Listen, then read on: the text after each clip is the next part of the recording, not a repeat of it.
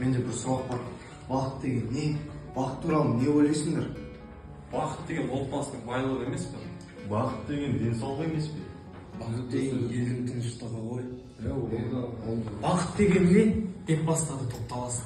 Бірі оны үйден іздеп, бірі қырдан арасы.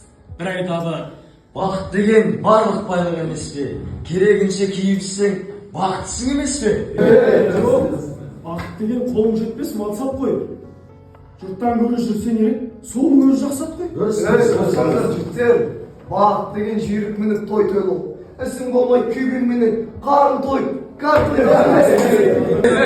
жігіттер, бақыт деген адал жар мен перзент қой. Ынтымақ қарсы келген, ол да соған ермек қой. Күндердің таласына осылай мен жолықтым. Бақыт адам баласына келмес оңай сондықтым. Безбеймін мен баладан да, байлықтан да, жардан да, мансап жетпес бар адамға үлестіріп алғанда. Үміт үзбей іздейді олар, тыңдап сол бір жақұтты. Оны алыстан іздемегін, жүректен тап бақытты. Бақыт деген сенің бала күндерің, бақытсыз ақ бақытты боп жүргенің, бақытсың да басқасын да білмедің, бақытсыз ақ ойнап күлгенің.